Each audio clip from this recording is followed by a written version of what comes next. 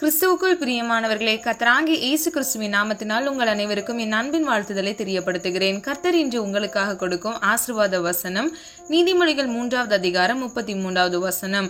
துன்மார்க்கனுடைய வீட்டில் கர்த்தரின் சாபம் இருக்கிறது, நீதிமான்களுடைய வாசஸ்தலத்திலோ அவர் ஆசீர்வதிக்கிறார். ஹல்லேலூயா. பிரியமானவர்களே, நீங்க நீதிமானா இருக்கும் பொழுது கர்த்தர் உங்களுடைய வாசஸ்தலத்தை ஆசீர்வதிக்கிறார். பிரியமானவர்களே, நீதிமான் யார் என்றால் எசேக்கியேல் 18வது அதிகாரம் 9வது வசனத்தின்படி என் கட்டளைகளின்படி நடந்து என் நியாயங்களை கைக்கொண்டு உண்மையாயிருப்பானாகில் அவனே நீதிமான், அவன் பிழைக்கவே பிழைப்பான் என்று கர்த்தராகிய ஆண்டவர் சொல்கிறார். பிரியமானவர்களே, இந்த வசனத்துல நம்ம 3 காரியத்தை பார்க்கிறோம். முதலாவது, என் கட்டளைகளின்படி நடந்து. இரண்டாவது, என் நியாயங்களை கைக்கொண்டு.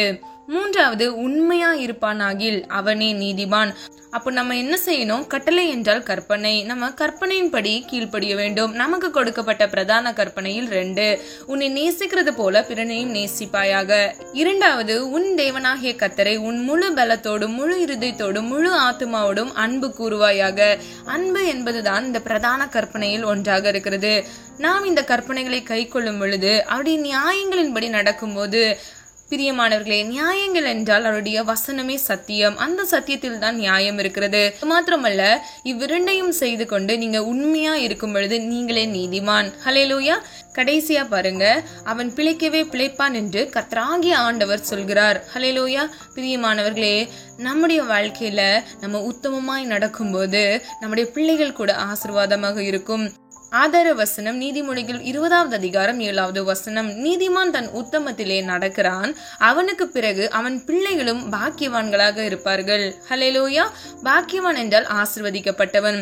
அப்போ நம்ம உண்மையா நடக்கும்போது, நம்ம நீதிமானா இருக்கும்போது, நமக்கு மாத்திரமல்ல நமக்கு பின்வருகிற சந்ததி கூட ஆசீர்வாதமாக இருக்கிறது. விசுவாசிக்கிறீங்களா? ஆமீன் சொல்லி பெற்றுக்கொள்ளுங்க. கடைசியா பாருங்க, நீதிமொழிகள் 10வது அதிகாரம் 6வது வசனத்தின்படி நீதிமான்களுடைய சிரசின் மேல் ஆசீர்வாதங்கள் தங்கும். ஹல்லேலூயா. பிரியமானவர்களே, நம்ம நீதிமானா நடக்கும்போது கர்த்தர் நம்முடைய வாசஸ்தலத்தை ஆசீர்வதிக்கிறார். நமக்கு பின் வருகிற சந்ததியை அவர் ஆசீர்வதிக்கிறார். நம்முடைய சிரசின் மேல் ஆசீர்வாதத்தை அவர் வைக்கிறார். அது மாத்திரமல்ல, நமக்கு நித்திய ஜீவனை அவர் கொடுக்கிறார். ஹல்லேலூயா. ஜெபம். அன்பின் பிதாவே, அப்பா, எங்கள் ஒவ்வொருவரையும் இது கரத்தில் ஒப்பு கொடுக்கிறோம். இந்த காலை வேளைக்காக நன்றி செலுத்துகிறோம் அப்பா. நீதிமானுடைய வாசஸ்தலத்தை நீர் ஆசீர்வதிக்கிறீர், அதற்காக நன்றி செலுத்துகிறோம் அப்பா. உண்மையாய் நடக்க, உத்தமத்தில் நடக்க கர்த்தர்தாமே எங்களுக்கு கிருபை செய்யுங்க. உம்முடைய கற்பனைகளை கை கொண்டு ஆண்டவரே அப்பா, நீர் வாக்குத்தத்தம் பண்ணின அந்த ஜீவ கிரீடத்தை நாங்கள் ஒவ்வொருவரும் பெற்றுக்கொள்ள அப்பா நீதிமானா எங்களை மாற்றுங்கப்பா. அப்பா, எங்களை தகுதிப்படுத்துங்க தகப்பனே. காலைதோறும் உடைய கிருபை புதிதாய் இருக்குமே, புது புது கிருபையினால் நன்மையினாலும் ஆண்டவரே எங்களை திருப்தியாக்கும்படியாய் ஜெபிக்கிறேன். உம்முடைய பிள்ளைகள் ஒவ்வொருவரையும் ஆண்டவருடைய அப்பத்தையும் தண்ணீரையும் இயேசுவின் நாமத்தால் ஆசீர்வதிக்கும்படியாய் ஜெபிக்கிறேன். தேவைகளோடு இந்த காணொலியை கேட்டுக்கொண்டிருக்கிற ஒவ்வொரு பிள்ளைகளின் தேவைகளை பரிபூரணமான தேவன் பரிபூரணமாய் இயேசுவின் நாமத்தால் சந்திங்க. அது மாத்திரம் அல்ல அப்பா, கையிட்டு செய்கிற ஒவ்வொரு காரியங்களையும் இயேசுவின் நாமத்தால் ஆசீர்வாதங்களை கட்டளையிடுங்க. தீங்கிலிருந்து விலக்கி பாதுகாத்துக் கொள்ளுங்க. பிள்ளைகளுடைய வாழ்க்கையில போராடுகிற எல்லா சத்துருக்களின் தந்திரங்களையும் இயேசுவின் நாமத்தால் நிர்மூலமாக்குங்க.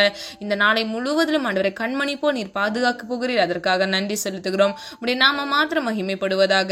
தாழ்த்துகிறோம், வெறுமையாக்குகிறோம். மீட்பர் இயேசு கிறிஸ்துவின் மூலம் ஜெபிக்கிறோம் பிதாவே, ஆமீன்.